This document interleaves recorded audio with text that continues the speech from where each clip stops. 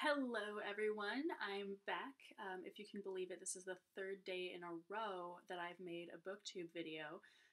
That's pretty crazy, if you can believe it. This is also my 10th video altogether, I believe. So happy 10th video. Yay. Today, I'm going to talk about my favorite author of all time, Raymond Chandler. For anyone who doesn't know, Raymond Chandler wrote detective novels set during like the 20s and 30s, etc., etc. And his most famous book is The Big Sleep, but in my opinion, that's definitely not the best one. I mean, it's still really good, but compared to the other ones, it's like nothing, practically. Raymond Chandler lost his job during the Great Depression, and after that, he started writing detective stories, which kind of fits into one of his rules for detective stories, which is the fact that a detective, like a private investigator, has to be broke in order to even be doing what they're doing, because otherwise they wouldn't. You know, it's pretty dangerous. You get drugged without your knowledge all the time, all kinds of crap. So I'm going to delve into some quotes that he that are in his books, because one thing I just love about them is the fact that they they're written so witty and cleverly, and it's just so funny, just the narration from the detective's perspective. It's just really funny. So the following quotes are from The Little Sister, which is one of his books. "Come on in, there's nobody in here but me and a big bluebottle fly." I had been stalking the bluebottle fly for 5 minutes, waiting for him to sit down. He didn't want to sit down, he just wanted to do wingovers and sing the prologue to Pagliacci. He wore a two-tone leisure jacket that would have been revolting on a zebra. That last one is not about the bluebottle fly. It's a completely different context, just so you know. The Bay City News wasn't too busy to write up a murder. They put it on the first page, right next to the price of meat. I wondered how Dr. Lagarde liked looking out his front window at a funeral parlor. Maybe it made him careful. All I had to do was turn the knob and go out. I don't know why it had to be so hard to do. I'm looking for a Mr. Quest. Who? Quest. Q as in quintessential, U as in uninhibited, E as in extrasensory, S as in subliminal, T as in toots. Put them all together and they spell brother. She looked at me as if I had just come up from the floor of the ocean with a drowned mermaid under my arm. That's a pretty funny image, honestly. It just cracks me up every time. I was on what had formerly been my hands and knees. No sensation proved it. There was no wall, no desk. Then there was no floor.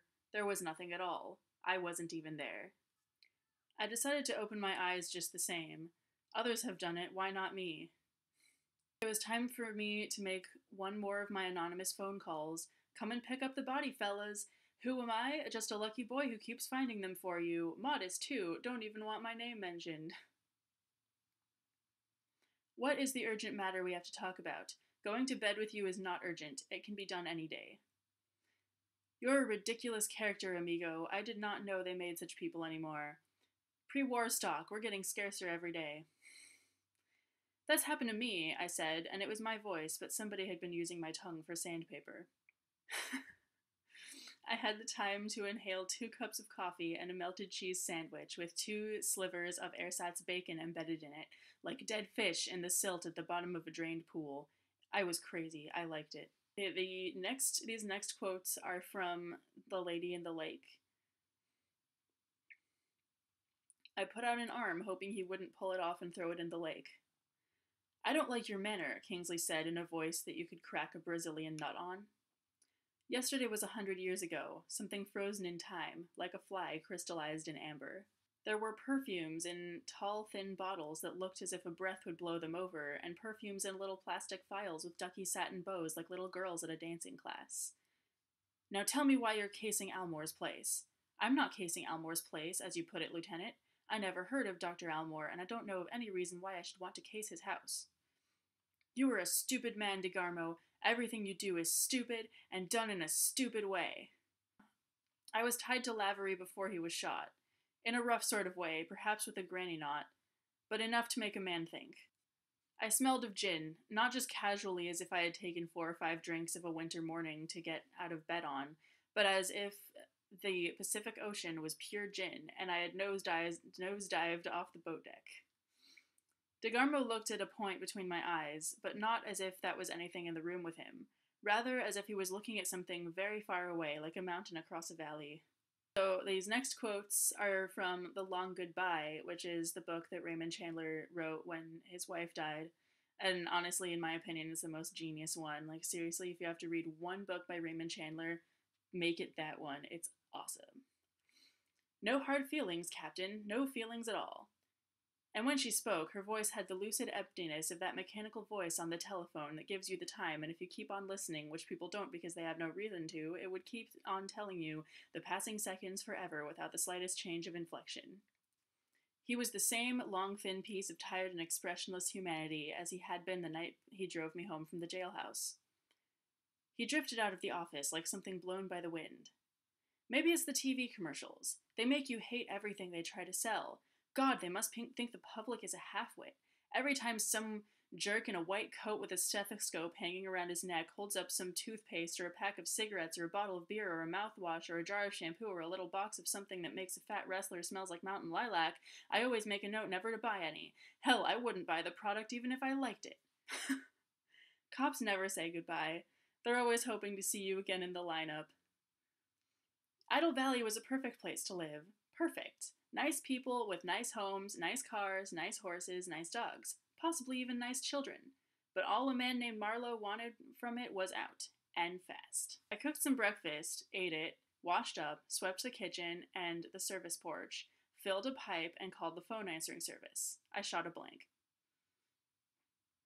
Maybe this idiotic hunk of architecture depressed her. It would have depressed a laughing jackass and made it coo like a mourning dove. Who built this place? I asked her. And who was he mad at? My voice seemed to echo off in the distance and get small and lonely. Not a thing, I said, and I was a liar. I like that because it doesn't just say not a thing, I lied. It just says not a thing, I said, and I was a liar. It's really funny. I ought to have asked him how the book was going. Maybe you always ought to ask a writer how the book is going. And then maybe he gets damn tired of that question. Won't you have some tea? All right. I didn't know why I said that. I didn't want any tea. I just said it. I drove home, bought myself a couple of cold drinks, went out to dinner, came back, opened the windows and my shirt, and waited for something to happen. Bernie Oles called up and told me to come in and not stop on the way to pick any flowers. Cops are like a doctor that gives you aspirin for a brain tumor, except that a cop would rather cure it with a blackjack. The street was empty as usual. In the wooden mailbox was a free soap coupon. He was the big, florid, black-browned, prematurely gray-haired type that always does so well in politics. I looked at Oles. Oles didn't look at anything. He was chewing on an unlighted cigarette as usual. The light went off, and so did I.